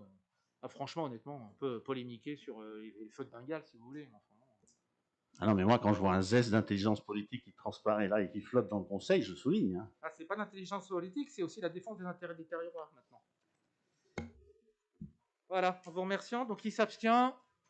Qui vote contre? À l'unanimité, voilà. Ah merde, j'en ai pas oublié, là-bas. Hein. Convention de groupement de commandes, 13 juillet. Et après, c'est quoi encore? Ah, c'est la convention qui va avec, pardon. Du coup, la convention, voilà. Donc, en fait, j'ai présenté les deux en même temps. Donc, qui s'abstient sur la convention, du coup, ou qui s'oppose? Elle est adoptée, je vous en remercie. Délibération suivante porte sur la convention type de sponsoring pour l'opération Village Vacances, comme on s'y était engagé l'année dernière, mais comme l'opération s'était montée très rapidement, ce n'était pas possible. Là, on fait appel au financement privé, en plus de la subvention à percevoir du département et de l'État dans le cadre des appels à projets. Nous avons demandé à des entreprises privées, dans le cadre d'un sponsoring délibéré et transparent au sein du conseil municipal, de participer au financement de cette opération. Et donc, pour l'instant, mon petit tableau, on approche les 10 000 euros, 8 500 euros avec 7 entreprises pour l'instant. Voilà. Et donc, en fait, les courriers sont partis il y a une quinzaine de jours pour qu'on relance tout ça. Mais on a le département aussi qui a été subventionné. Et je crois que c'est à la fin du mois que ça passe, c'est ça si je ne me trompe pas, pour savoir si on perçoit l'aide du département. Il y avait des remarques ou des observations particulières. Donc ce sera du 3 août au 22 août avec le cinéma en plein air, comme chaque année du département, qui viendra clôturer ces 3 semaines d'animation estivale pour les Carriérois. Des remarques ou des observations? Abstention? Opposition? À l'unanimité, je vous en remercie. Délibération suivante porte sur la convention de mise à disposition des locaux de Saint-Rémy-des-Landes à l'association Action catholique des enfants des Yvelines du 10 au 20 juillet. Donc il est proposé donc un tarif, une indemnité de 10 €, toute charge comprise par nuit et par jeune, qui nous fera un bénéfice, des recettes de 3 126 €, pardon, pour un coût de 1 570 €. Voilà. Donc on a envie de pouvoir reproposer Saint-Rémy-des-Landes maintenant qu'on peut à différentes associations et structures. Et donc là, il y a l'association Action catholique des enfants des Yvelines qui nous a proposé d'occuper Saint-Rémy-des-Landes du 10 au 20 juillet. Est-ce qu'il y avait des remarques ou des observations particulières? Qui s'abstient? Qui s'oppose? À l'unanimité, je vous en remercie. Ensuite, délibération portant modification de l'état de répartition des indemnités de fonction allouées aux maires, aux adjoints, aux maires et aux conseillers municipaux délégués suite à l'attribution d'une nouvelle délégation. Comme c'est indiqué, l'enveloppe n'évolue pas. Il n'y a pas d'augmentation des indemnités. Suite à la nomination de Mme Rance comme conseillère déléguée, on a l'obligation de redélibérer pour fixer à 16 le nombre de conseillers municipaux titulaires, mais on ne touche pas à l'enveloppe qui était prévue initialement pour l'indemnisation des élus. Voilà. Des remarques ou des observations? Madame Gamraoui. Mesdames, Messieurs les élus du Conseil, lors du dernier Conseil municipal, je vous avais fait part de notre sentiment concernant le ralliement opportun de Madame Rantz à votre majorité.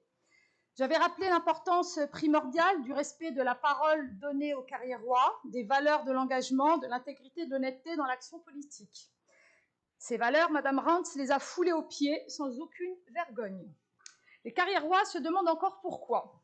Pour des raisons financières, nous n'osons le croire, car cela signifierait que les Carriérois seraient représentés par des élus dont les convictions pourraient être achetées ou soumises aux plus offrants. Pour être davantage utiles à notre ville et concrétiser alors peut-être des projets.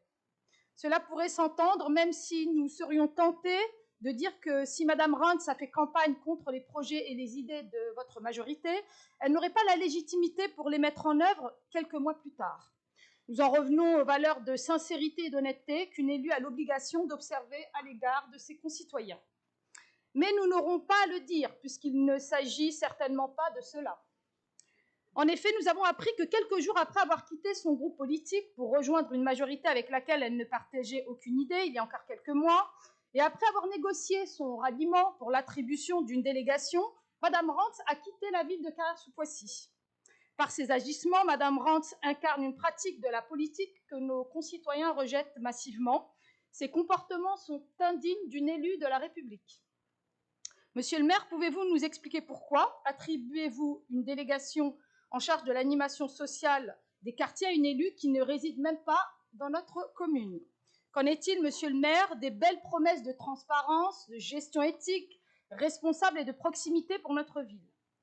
Nous pensons pour notre part que les Carriérois méritent des élus honnêtes, engagés sincèrement au service de l'intérêt général, le seul qui compte. Des élus qui partagent le quotidien de nos concitoyens, qui habitent et vivent parmi eux et qui respirent notre bonne, belle commune. Je vous remercie. Monsieur le maire, j'ai une intervention avec une explication de vote. Est-ce que vous permettez que je la fasse peut-être comme ça, vous répondrez aux deux et ça ne vous dérange pas? Je vous remercie, monsieur le maire.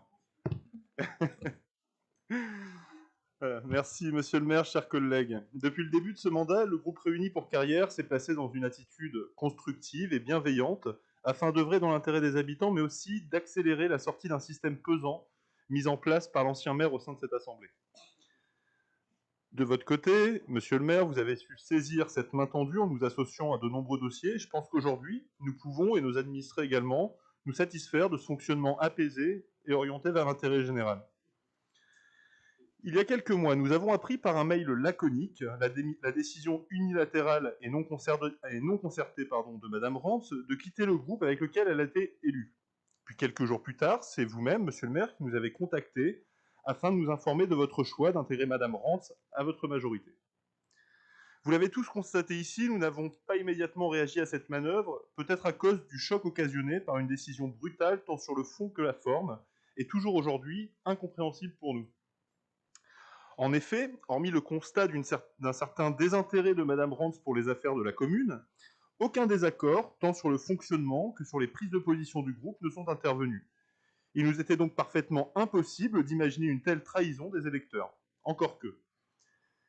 Si je reconnais que depuis le début de ce mandat, vous administrez la commune avec rigueur, je ne peux que constater et regretter, monsieur le maire, qu'en ayant accueilli Mme Rantz dans votre équipe, vous vous êtes immiscé dans une histoire qui n'était pas la vôtre. Alors je le sais, pour vous la politique est parfois un jeu, mais l'on parle ici de la démocratie, du choix des électeurs, des choses avec lesquelles on ne joue pas. Cette atteinte vient briser la représentativité des urnes et ce n'est pas à l'honneur des élus majoritaires. Enfin, et je conclurai là-dessus, nous sommes particulièrement étonnés que vous ayez délégué une mission aussi importante que celle de l'animation sociale des quartiers à Mme Rantz, compte tenu de son éloignement géographique résultant de son déménagement récent.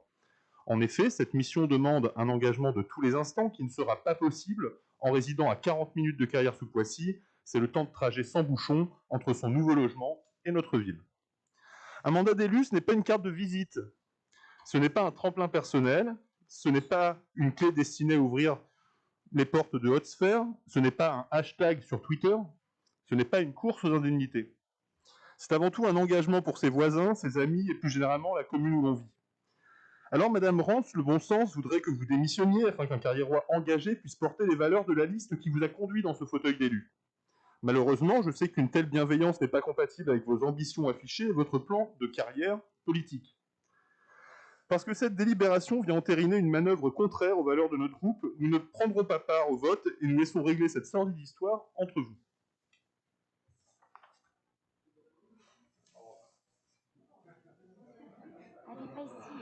J'étais tellement surpris d'entendre Mme Gamraoui parler de trahison d'équipe, d'association avec l'autre groupe qui était en fait, ça m'a rappelé une histoire personnelle que j'ai vécue avec elle. Et du coup, je me disais que finalement, Mme Rantz avait su prendre exemple sur sa tête de liste, bravo. Finalement, elle a été bien formée. Et après, je voudrais donc féliciter Mme Rantz pour ce gros coup politique parce que jusqu'à début de la mandature, elle était plutôt assise en face de moi. Et je viens de remarquer, en fait, qu'elle s'était dépassée, parce que je la cherchais, je la voyais pas, et du coup qu'elle s'était énormément rapprochée du maire.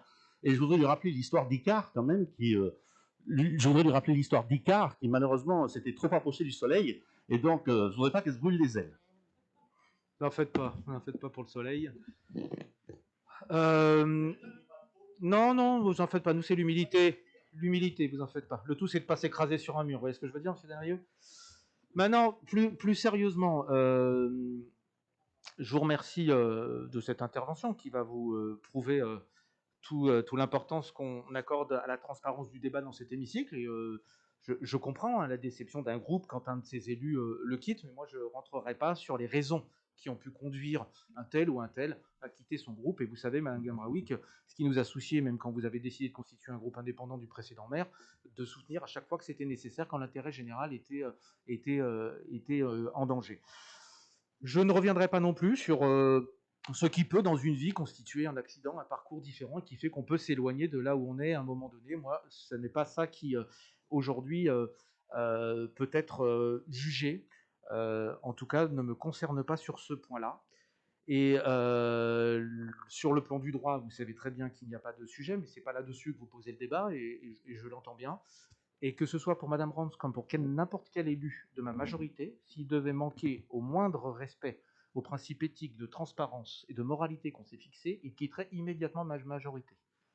Et donc, à partir du moment où le travail est effectué, et nous avons encore beaucoup d'opérations cette semaine avec Mme Rance, qui travaille en lien direct avec Mme la première adjointe, et elle était intervenue encore récemment avec moi, je parle de Mme Rance, le week-end dernier en soirée pour des incivilités dans le quartier des Oiseaux. Et elle nous apporte son expertise aussi, de par son parcours. Voilà, moi, j'agis en responsabilité, et tous ceux qui rejoignent ma majorité la rejoignent parce que d'abord, je pense que nous pouvons travailler ensemble, parce qu'ensuite, l'ensemble des élus qui composent ma majorité partagent cette envie. Et je vous le redis, le moindre élu qui sera pris à défaut sur l'aspect de l'éthique, de la transparence, ou même des conflits d'intérêts, sera d'office mis dehors de cette nouvelle majorité municipale. Et l'expérience nous prouve qu'un maire, même sans majorité, peut diriger une commune. Donc vous voyez que j'ai de la marge avant d'être mis en difficulté. Voilà, je le dis très sincèrement, et c'est très difficile pour comprendre que vous ayez du mal à l'entendre. Je pense que nous avons appris à travailler ensemble. Là, je m'adresse surtout au groupe Réussir pour Carrière. Je ne vous demande pas de le comprendre, je vous demande d'entendre mes explications, Madame Gamraoui. Concernant les indemnités, vous savez l'effort qu'ont fait tous les élus de ce conseil municipal, et notamment les adjoints. Les indemnités sont publiques, ils gagnent un peu moins de 400 €. Alors c'est vrai, ramener au RSA, ça peut paraître beaucoup, mais la réalité, c'est que pour des adjoints qui auparavant percevaient pratiquement 900 €, on est sur des volumes qui sont très très modestes au regard des enjeux de la ville, puisqu'on a même renoncé à la bonification des villes en dotation de solidarité urbaine, puisqu'on pouvait être considéré comme une ville de 20 000 pour les indemnités d'élus. Donc voilà, moi je vous le redis. Oui, mais monsieur le maire... Je termine, monsieur Effroy. Ce n'est pas non plus un sujet, vous savez...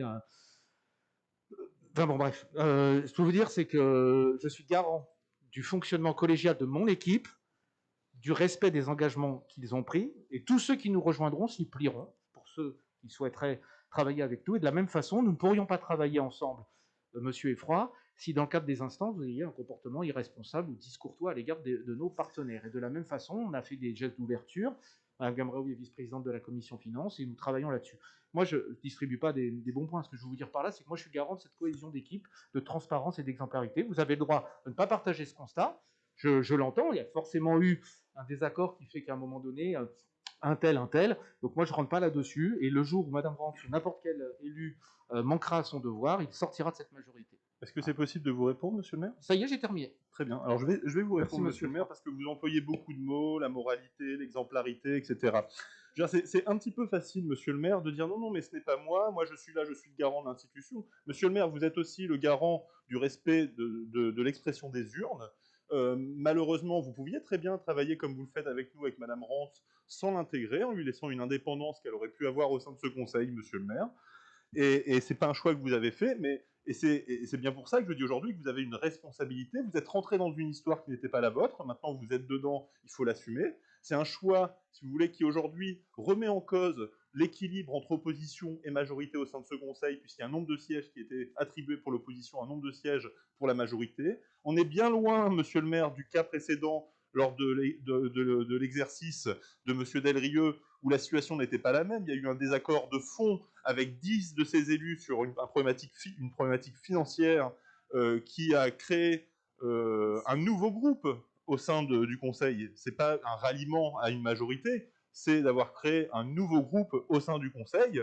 Et je note juste qu'on ne peut pas faire comme ça de parallèle entre ces deux affaires. Mais monsieur le maire, s'il vous plaît, vous êtes, je pense, suffisamment intelligent pour comprendre le sens de notre propos. N'utilisez pas ces mots pleins de vertu à l'appel comme vous le faites pour essayer de vous justifier.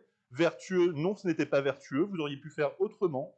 Et effectivement, on s'interroge sur les raisons qui vous ont conduit à ce choix, qui pour nous aujourd'hui vient rebattre finalement une photo des urnes qui n'est plus la même aujourd'hui au sein de ce Conseil. Moi, je regrette vraiment cette attitude. Je ne la comprends pas. Je ne comprends pas comment vos élus de la majorité peuvent également accepter cela. On peut travailler, on peut avancer ensemble. Je pense qu'on est tous là engagés pour la commune, et on vous le montre, et vous le montrez, je pense également. Je pense qu'on a réussi à avoir un rythme de croisière dans nos travaux qui est plutôt intéressant. Maintenant, je pense que Mme Rand, si elle voulait travailler pour la commune, elle aurait pu le faire.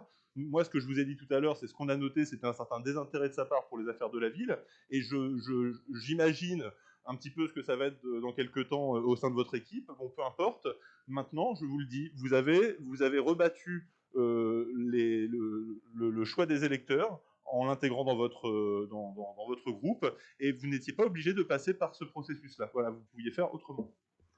Non mais oui, bah évidemment, puisqu'elle a une délégation parce que je l'ai signée. Donc j'ai jamais dit que j'assumais pas, sinon elle ne sera pas conseillère municipale déléguée. J'ai pas de sujet avec ça, en fait. Mais monsieur le maire, elle pourrait très bien être déléguée sans forcément être dans la majorité. C'est autre chose. Non mais, je veux bien, Tony, on s'est compris. On ne partage pas la même analyse de ce que peut être le fonctionnement de ce conseil-là sur vous appelez ça ralliement, mais moi j'additionne des compétences et on le fait avec d'autres, à d'autres niveaux différemment. Oui, ben voilà, on a le droit aussi de construire les modes de fonctionnement que l'on souhaite avec des gens qui ont envie de s'investir. Et l'élu chez moi qui ne travaille pas, vous savez, j'ai le caractère d'être bien gentil, mais je suis aussi un petit peu rigoureux. Et mes élus savent bien que je suis très exigeant avec tout le monde parce que je le suis aussi avec moi-même, avec mes services. À partir de là, chacun fait son travail. Et Mme Rand sait très bien que si elle ne travaille pas, elle en tirera les conséquences. Et d'ailleurs, en bureau municipal, chaque élu rend compte de ce qu'il fait, présente ses actions. Voilà. Après, j'entends et je comprends. Je ne partage pas votre analyse, puisque j'ai nommé une déléguée supplémentaire aujourd'hui au sein de son conseil, et je n'ai rien à en redire aujourd'hui sur son implication. Voilà. Enfin, il n'empêche, monsieur le maire, quand même que la délégation que vous lui avez attribuée, une délégation qui quand même a une importance toute particulière, l'animation sociale dans les quartiers, et que lorsque vous l'avez nommée, je pense que vous n'étiez pas au courant du déménagement de Mme Rance dans une autre commune, et déjà ce point-là, déjà moi m'interroge, et je pense qu'au vu de cet éloignement, 40 minutes de carrière sous Poissy, je trouve ça quand même un peu compliqué de pouvoir véritablement assurer sa mission d'élu local quand on est résident d'une autre commune et que manifestement on a un projet de vie qui ne croise plus beaucoup le chemin de notre ville. Voilà. Très bien, vous en faites pas, j'assure le contrôle des délégations des élus qui m'accompagnent. Vous en faites pas. Là-dessus, je peux vous le garantir que chacun prend sa tâche, fait son œuvre, et s'il ne le fait pas, il en rend compte au collectif que nous constituons depuis que nous avons décidé de nous présenter au dernier scrutin des élections municipales. Voilà. Mais on sera évidemment particulièrement vigilant de toute façon, évidemment, sur la conduite de cette délégation. On n'a pas de difficulté. Oui, non, Madame Gamra, oui, j'avais compris, on avait bien compris l'ensemble des propos qui étaient ceux qui étaient jusque-là bien exprimés de façon courtoise. J'ai bien entendu. Et donc, je vous propose de passer au vote. Qui s'oppose? Alors, qui ne prend pas part au vote, on a dit vous deux. D'accord? Qui s'oppose? Qui s'abstient? Elle est adoptée. Je vous en remercie. La délibération suivante porte sur la modification du règlement intérieur du centre social et culturel Espace Rosa Parks et sa tarification. Merci au service qui a fait un gros travail de remise à jour de ce centre, du centre aussi, mais surtout déjà du règlement, ça se voit déjà tout de suite, en intégrant notamment la maison des jeunes, je crois, c'est ça, enfin les différentes modifications liées au fonctionnement. Moi, j'avais pas de remarques particulières, mais il vous est précisé en fait qu'on a modifié les règles spécifiques à chaque structure. On a donc ajouté la maison de la jeunesse, on a modifié les tarifs d'adhésion et de participation, et les conditions d'attribution d'aide à l'autonomie des jeunes qui ont été votées dans un précédent conseil. Voilà. Pas d'observation particulière. Et je profite pour dire que le centre social, justement, organise tout le mois de juillet. C'est validé ou pas? Oui, j'ai validé, je ne sais plus. Oui, c'est parce que j'avais eu du mal à avoir les retours de Madame Leïla, justement. Voilà, donc c'est validé pour la programmation des festivités, c'est ça? Pied d'immeuble, c'est ça? Dans 6 ou 7 lieux de la ville. Voilà, c'est ça. Et cette année, pour la première fois, on va le faire au sein du Chat, pour les familles du Chat, enfin à côté de Ronceret, pour le quartier de Ronceret. Voilà, de façon à toucher le public concerné. Voilà. Est-ce qu'il y avait des remarques, des observations particulières là-dessus? Il y a eu beaucoup d'aménagements même dans les locaux. J'étais un peu sceptique et puis en fait ça marche bien, donc tant mieux, avec un accueil très ouvert, tout ça. Madame Porret et Monsieur Voignier m'ont expliqué que j'avais tort, donc j'ai écouté. Donc on a fait les travaux qu'il fallait. Voilà. Il y a des modifications, des abstentions, des observations, des remarques, des oppositions. Elle est adoptée. Je vous en remercie. Bah, écoutez, il n'y a plus de délibération à l'ordre du jour du conseil municipal. Madame Gamraoui? Bah, si vous avez des questions à me poser, n'hésitez pas. Chut, alors, on écoute les points divers avant de lever la séance, si vous voulez bien. Non, vous n'en faites pas, allez-y. C'est pas forcément tout de suite ou pour le prochain conseil. On va noter alors, que la direction de cabinet note bien toutes les questions. Juste, si on pouvait avoir un point sur les dérogations scolaires, notamment sur les collèges. On sait qu'on a... Collège, c'est vrai que ça passe pas par la ville. Hein. Oui, mais est-ce qu'on suit un peu les... Bah, quand on nous saisit, on fait le relais, mais objectivement, je n'en ai pas eu là depuis que je suis arrivé. On a eu pas mal de demandes sur des écoles pour différentes motivations. Donc avec Monsieur Barbade, on regarde ça de près. Donc il y a la 3e commission qui va se réunir, mais on essaie de satisfaire toutes les familles, mais les effectifs, ça tout le monde sait, hein, quand on a géré ce portefeuille, il évolue tellement qu'en fait, ce qui est non à un moment donné peut être oui une autre fois. Donc on essaye vraiment d'arranger au mieux possible, mais on a de la place dans nos écoles aujourd'hui, parce qu'on est une démographie qui n'est pas... voilà. En tout cas, ça fonctionne, il y a de la place. Vous voyez, une menace de fermeture à l'école du centre, et une menace de fermeture à l'école du parc. Non, mais centre aussi, ils étaient très peu, donc on permet de réaffecter en fonction des premiers refus, en fonction des évolutions, voilà. Non, on peut vous faire un point, oui, on note que le service fera un point, on peut l'envoyer d'ailleurs à tous les membres de la commission affaires scolaires ou autres, ou au conseil, même, c'est pas un problème. Mais on pourrait, faire un point aussi sur la question du collège. Oui, qu'est-ce que vous voulez sur le collège? Parce qu'on a beaucoup de dérogations pour quitter le collège Flora Tristan pour aller sur le collège Claude Monet. Est-ce que vous avez... Alors, c'est pas la réalité que je vis aujourd'hui au regard du nombre d'enfants au collège Flora Tristan et des dernières rencontres que j'ai eues avec Madame la principale avant d'aller faire le jury de cuisine là. Ils sont nombreux. Alors j'ai plus en chiffres, mais ça dépasse 500 là pour le collège Flora Tristan. Donc c'est nombreux par rapport à une époque où ils étaient moins de 300 dans mon premier mandat. Donc il y a moins de dérogations de demandes. Ce qui m'inquiète plus aujourd'hui, c'est les demandes c'est les demandes de scolarisation dans le privé. Et donc c'est pour cette équipe municipale un défi, puisqu'on est là pour lutter aussi contre le contournement de l'école publique, qu'elle soit primaire, maternelle ou au collège. Ça ne veut pas dire que le privé, c'est pas bien, mais ça veut dire que quand on a une offre locale, on doit comprendre pourquoi, qu'est-ce qui se passe. Et on a aussi un travail sur, non pas l'insécurité, mais essayer de rassurer sur les abords, la façon dont ça fonctionne. Donc là, on travaille avec M. Rousseau, puisqu'on a installé une commission de rappel à l'ordre. Donc on travaille beaucoup sur l'absentéisme scolaire. Je sais pas une digression, mais c'est pour expliquer qu'en fait, voilà. Mais on n'est pas, nous, là, en tout cas, confrontés à des saisines du maire ou de l'élu sur aidez-nous à avoir une dérogation pour changer de collège. Voilà. Ça ne veut pas dire que des gens ne le font pas, mais en tout cas, ils ne nous saisissent pas, nous. On a déjà assez à faire avec nos pauvres petits, là, déjà. Par contre, on est bien évidemment attentif aux demandes des principales, que ce soit pour l'absentéisme scolaire, des éventuels cas de harcèlement, enfin, etc.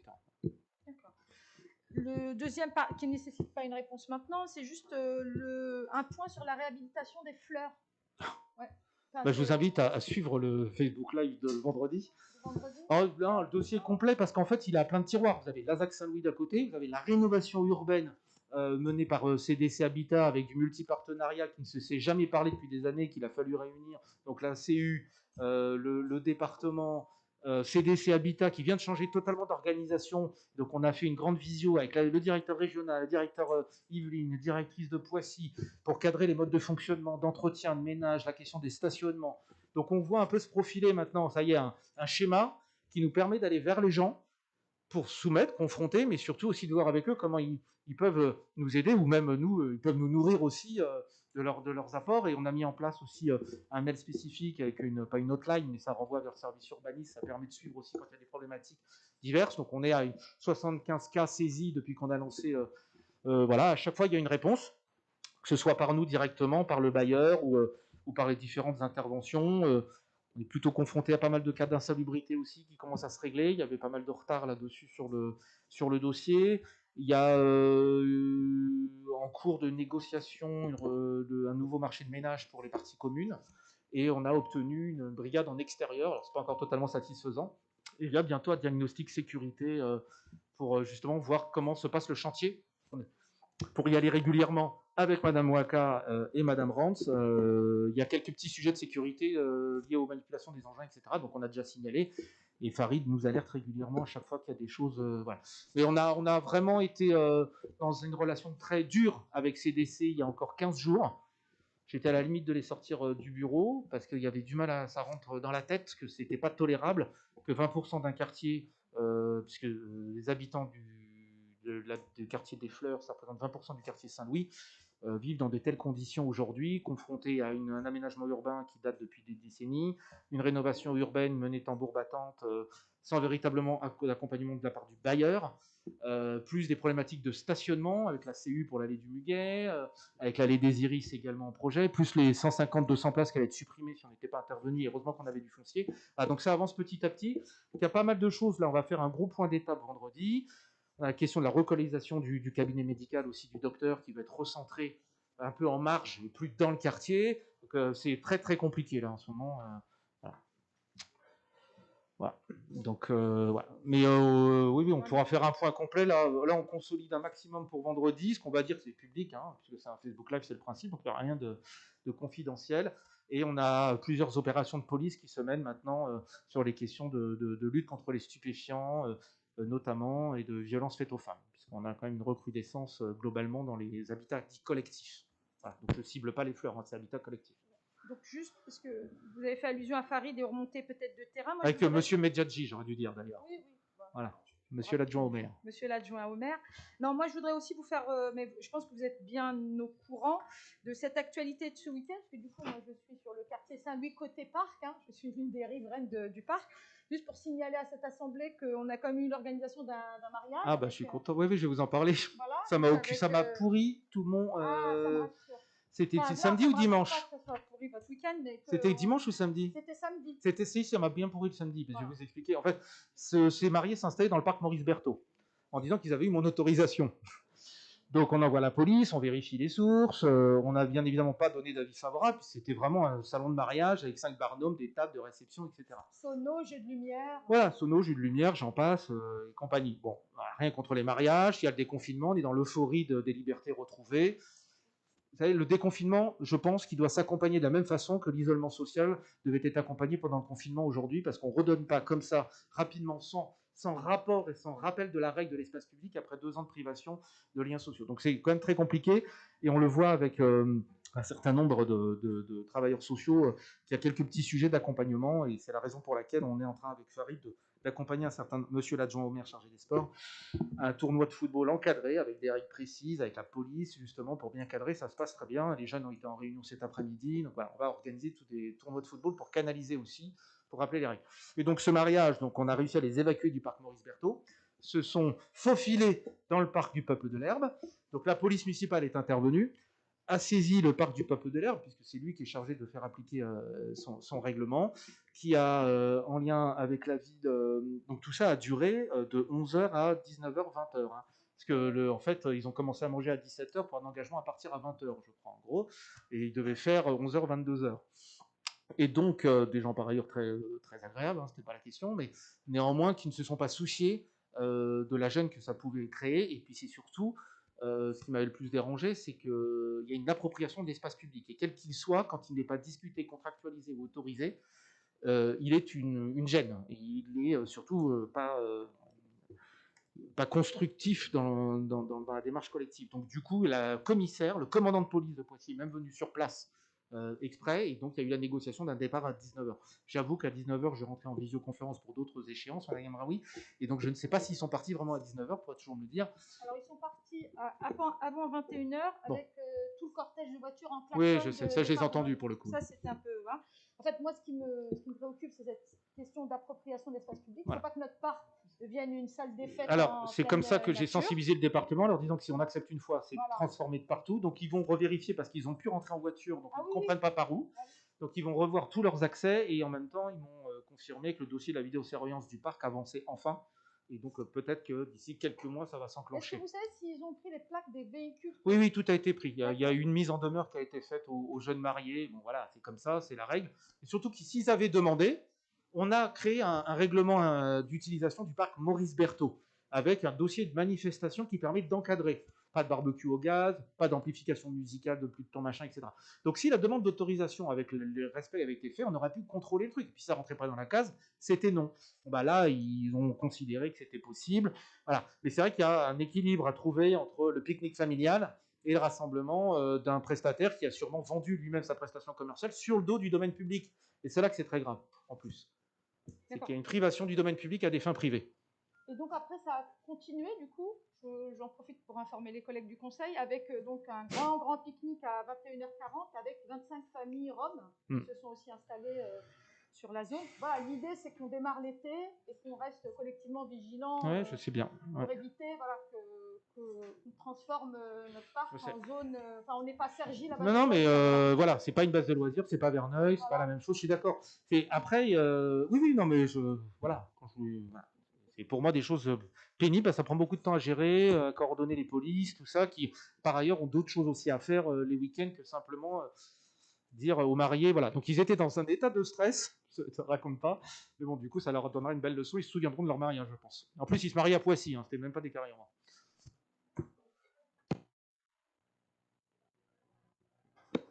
Olivier. Monsieur le maire, pourriez-vous nous faire un petit retour sur les tests salivaires effectués dans les différentes écoles de la ville? J'aimerais bien les avoir de la part de l'Éducation nationale, en fait, qui ne m'a même pas informé qu'il les organisait par ailleurs. Voilà. Donc, entre-temps, on a su un peu comment ça s'est passé. Il n'y a pas eu de cas... enfin, à notre connaissance, l'inspection, en tout cas l'Éducation nationale, ne nous a pas fait remonter des situations. Mais ça fait partie des choses à clarifier sur le fonctionnement, puisque nous n'avons pas été officiellement informés en tant que municipalité d'organisation de tests salivaires dans les écoles. À la limite, c'est le temps scolaire, c'est les écoles. Bon, la courtoisie voudrait que, de la même façon qu'on a découvert que des autotests avaient été distribués aux ATSEM dans les écoles, alors que c'est du personnel municipal. Pourquoi pas, c'est pas le sujet, hein. Franchement, pourquoi pas, mais c'est juste qu'à un moment donné, il faut se parler, quoi. Voilà. Et si j'avais les informations précises, je vous les donnerais, mais je crois qu'on peut essayer de consolider avec ce qui nous est remonté, et peut-être que M. Barrade ou M. Corbier peuvent nous dire. Voilà. J'ai eu une information aujourd'hui comme quoi des tests salivaires seraient pratiqués le 21 juin. Voilà. Très bien. Quand ils choisiront le maire, ça deviendra officiel. Voilà. Enfin, qu'on sera informé, je veux dire. Enfin, le maire, enfin la ville, en tout cas le service à minima, quoi. Oh, il y avait une autre question, Madame Jaff? Je vous en prie.